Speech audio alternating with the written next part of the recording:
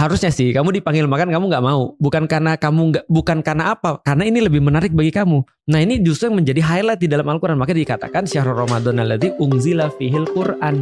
Ini yang menarik bagi kamu harusnya. Ayo fokus ke sini. Yang itu nanti aja. Itu ada waktunya. Assalamualaikum sahabat Arcade Living. Sebelum kita masuk ke gerbang rumah yang megah ini, kita kenalan dulu nih sama tuan rumahnya. Karena tanpa memahami siapa beliau, kita nggak akan paham nyawa dari rumah ini. Beliau lahir di Palembang dengan nama Xiao Chen Kwok. Tumbuh besar di lingkungan keluarga Tionghoa yang kental. Beliau pernah menjadi seorang agnostik yang kritis, mempertanyakan keberadaan Tuhan dengan logika yang tajam. Titik baliknya terjadi di tahun 2002 saat menjadi mahasiswa di IPB Bogor. Lewat diskusi panjang dan pencarian logis, beliau akhirnya menemukan Islam. Kemudian beliau mengubah namanya dari Xiao Chen Kwok menjadi Felix Xiao. Sekarang beliau dikenal sebagai ustadz, penulis bestseller, dan pendakwah yang logikanya jalan banget. Tapi darah Tionghoa itu tidak hilang. Islam justru menyempurnakannya. Dan rumah yang akan kita bedah hari ini adalah bukti nyatanya. Sebuah masterpiece di mana warisan budaya leluhur yaitu Feng Shui bertemu dengan prinsip tauhid yang kokoh. Ini bukan sekedar rumah, ini adalah identitas. Yuk kita masuk. Teman-teman, pernah gak sih kalian berpikir apakah desain rumah yang memegang teguh prinsip leluhur seperti Feng Shui contohnya itu bertentangan dengan nilai-nilai Islam? Seringkali kita terjebak dalam dikotomi. Kalau mau Islami harus kearab-araban. Kalau percaya Feng Shui berarti klinik. Tapi hari ini kita akan mematahkan stigma tersebut. Rumah ini berlokasi di kota Bogor, di atas tanah seluas 1.300 meter persegi. Rumah ini bukan sekedar hunian, ini adalah manifestasi dari identitas beliau. Sebuah masterpiece berkonsep industrial raw, yang ternyata sangat kental dengan perhitungan Feng Shui, namun tetap berlandaskan pada Al-Quran. Selamat datang di Kepo Rumah Seleb. Inilah analisis rumah full Feng Shui yang Islami, ala Ustadz Felix Xiao. Mari kita mulai dari layout. Arsitek dari hunian ini menghadapi tantangan unik. Tanah yang berkontur ekstrim ini pada awalnya ingin dibagi menjadi 3 masa bangunan. Namun, seiring berjalannya waktu dan mengutamakan fungsi, akhirnya dibuatlah konsep 2 masa bangunan, yaitu bangunan di area depan sebagai bangunan kreatif area studio Yuk Ngaji dan studio Hijab Alillah. Dan bangunan kedua yang berada di area belakang menjadi bangunan privat area rumah tinggal. Karena pemisahan ini, sirkulasi di area rumah ini terasa seperti labirin. Banyak netizen yang menyebutnya mirip Infinity Castle di anime Demon Slayer. Jadi tidak hanya memiliki satu akses pintu masuk ya, banyak bukaan yang juga dapat menjadi area masuk dan keluar di setiap bangunannya. Kerumitan ini tentu punya tujuan mulia. Ustadz Felix ingin pada bagian area private tetap memiliki banyak bukaan cahaya dan udara. Namun, tetap tidak terlihat dari area front yard yang terhubung dengan area studio. Di area studio, Ustadz Felix juga menerapkan nilai-nilai Islami. Area laki-laki di studio Yuk Ngaji dan area perempuan di studio Hijab Alillah. Keduanya berada di satu atap, tapi secara visual dan akses mereka terpisah total, tidak saling terhubung dan memiliki privasi masing-masing.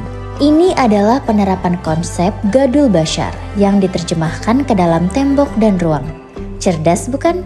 Masuk ke bagian area rumah tinggal, jangan harap kalian menemukan wallpaper bunga-bunga atau cat warna-warni. Konsepnya adalah industrial minimalis. Ustadz Felix menyebutnya sebagai material yang jujur. Semen biarlah terlihat semen, bata terlihatlah bata. Kesan raw atau mentah ini justru memberikan ketenangan visual karena tidak banyak distorsi. Ada satu mindset menarik dari Ustadz Felix tentang rumah. Beliau berprinsip, rumah tidak boleh lebih nyaman daripada tempat kerja atau tempat ibadah. Wow, terdengar kontraintuitif ya. Tapi bagi beliau, rumah yang terlalu nyaman bisa jadi fitnah, bikin malas keluar untuk berkarya atau bekerja. Rumah ini didesain bukan sekedar untuk rebahan, tapi untuk mendukung produktivitas. Bahkan, ruang keluarga di lantai 2 didesain terbuka agar orang tua bisa memonitor aktivitas digital anak-anak, mencegah mereka mengurung diri di kamar. Elemen yang melembutkan kekakuan beton di rumah ini adalah tanaman. Ustadz Felix yang mengaku sebagai hemofilik, yaitu pecinta tanaman di dalam rumah, memperhatikan dengan detail setiap jenis tanaman di rumahnya. Ini bukan sekedar estetika, tapi teologi. Beliau menanam tanaman yang disebut dalam Al-Quran, seperti pohon anggur, pohon tin, zaitun, hingga delima. Konsepnya adalah menghadirkan nuansa jannah atau kebun surga ke dalam rumah. Masya Allah. Yang paling menarik adalah area taman aromatik. Ada mitos di Indonesia kalau bunga wangi seperti bunga melati atau bunga sedap malam itu mengundang setan. Ustadz Felix mematahkan ini dengan sains. Faktanya, tanaman bunga memang mekar dan menyebarkan harumnya di malam hari. Jadi, bukan karena ada hantu, tapi karena proses biologis. Justru, beliau menanamnya agar rumahnya semerbak wangi alami. Sampailah kita di inti pembahasan.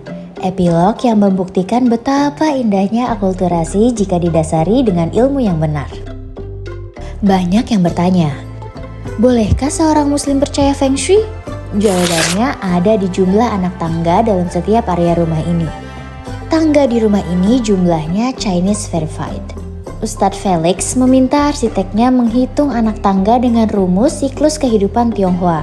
Lahir, besar, dewasa, sakit, dan mati. Hitungannya harus berhenti di sisa 1 sebagai simbol lahir atau sisa 2 sebagai simbol besar atau tumbuh. Jangan sampai berhenti di sakit atau mati. Apakah ini syirik? Ustadz Felix menjelaskan dengan sangat bijak. Rumah orang Chinese menghadap pasti ke utara dan selatan misalnya. Kenapa? Ya kalau seandainya menghadap ke barat kan BTU-nya kan bisa tinggi ya kalau untuk pasang AC. Nah, itu salah satunya. Jadi kalau itu yang diambil nggak apa-apa. Tapi kalau keyakinan-keyakinan yang berkaitan dengan akidah jangan. Masuk akal bukan? Itu sains ergonomi dan psikologi, bukan klinik. Selama keyakinan itu tidak menyentuh ranah akidah, seperti meyakini arah rumah menentukan nasib buruk dan baik secara goib, maka itu hanyalah optimalisasi desain. Bahkan posisi rumah di bukit ini mengadopsi konsep pandangan kaisar seperti makam raja-raja atau kaisar Cina.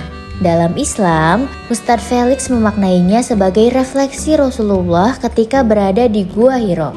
Berada di ketinggian bukan untuk sombong, tapi untuk melihat masalah dunia ini hanyalah hal kecil dan merasa lebih dekat dengan Sang Maha Pencipta. Ini adalah definisi rumah full Feng Shui yang Islami, mengambil kebaikan dari budaya leluhur untuk kenyamanan dan mengikatnya dengan tujuan akhir pengabdian kepada Allah Subhanahu wa Ta'ala. Jadi, teman-teman, rumah Ustadz Felix Xiao mengajarkan kita bahwa desain yang baik itu inklusif. Ia tidak membuang identitas budaya, tapi menyelaraskannya. Rumah ini jujur secara material, tegas secara privasi, wangi secara alami, dan harmonis secara budaya. Semoga episode kali ini memberikan kalian insight baru. Jangan lupa like, share, dan subscribe jika kalian suka konten seperti ini.